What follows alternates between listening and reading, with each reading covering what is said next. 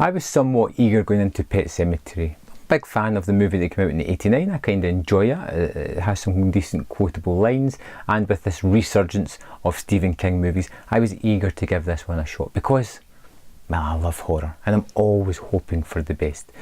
This is basically a story about one family. We have Lewis, Rachel, the mother and father, we have Ellie, the daughter, and we have Gage, little boy, who moved to this new house out with the big city. We moved to a small town. Lewis is a doctor and he is moving out of the busy city to get a quiet life so he can spend more time with his family.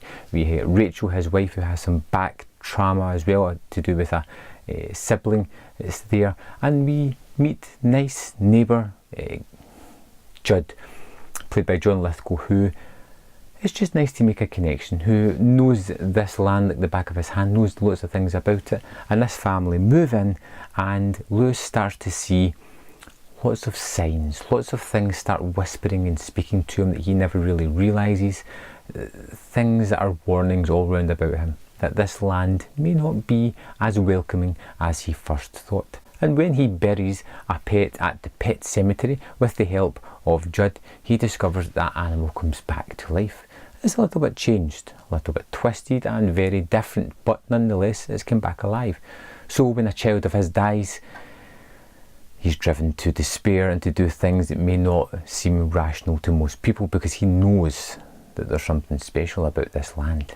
And he buries his child there, and it happens. If you've seen the first movie, you kind of know the structure of this story, where it's going to go. And it does some things fantastically well. The atmosphere, the kind of gore that it drip feeds you throughout the movie is really horrifying to look at and realistic. The horrific images and just the haunting mood of the movie is exceptionally well done.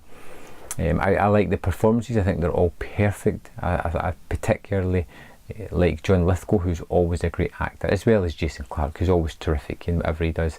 The kids were really good as well. And you get a really tight thriller horror movie that is effective, that never really gives you any moments of downtime. They drip feed in more scares and atmosphere than there was in the first one, and it works tremendously well. And all the way through the movie, I was engaged.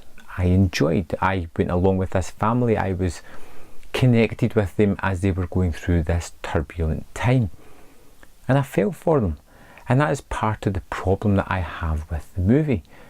You know, this is one, and I've always said this, that it's not just about the finale, it's about the journey that you go on. But sometimes, just sometimes, there is an ending to a movie that is so egregious, that robs the movie of everything that came before it, that totally dismantles it and makes it something that just wasn't that fulfilling, warming, good, enjoyable. Pet Sematary is one of those movies, 95% really good stuff, and 5% of a finale that just left me wanting more, that left me going, why? Why make those choices? Why make those decisions? It was unfulfilling. It robbed the movie of these characters that I liked and left us with a rather downbeat ending that I did not feel satisfied with. Now, I'm not to say that downer endings can't be a thing. You know, I've seen it done in plenty of times before. You know, Night of the Living Dead did it. There is a downing ending, but it feels in fitting with the story. This one just feels like a sucker punch that I wasn't ready for, that I didn't want, and would actively discourage me from going and checking this movie out again. Such a small part. What I want to ask you guys is, should a small part of a movie like that affect your overall opinion? You know, say the start wasn't good but the rest was great. I'd have been fine with that, but because it is the finale of the movie, because it leaves such a sour taste in my mouth, it deflates my full opinion of the movie. But it was doing so well up until then. It had so many good atmospheric moments, so many good tense moments as Lewis would go through a doorway and be in the forest looking at horrific items, or down in the spooky basement doing things. These were all great scenes. These were all terrific scares. But that ending brings the movie down for me oh so much, to something that I can't recommend, because I left the cinema feeling robbed of a conclusion I wanted and never quite got. I'd love to know your opinion of the movie, particularly the ending. Did you enjoy it? Did you like it? Did you feel that it was fitting to this film?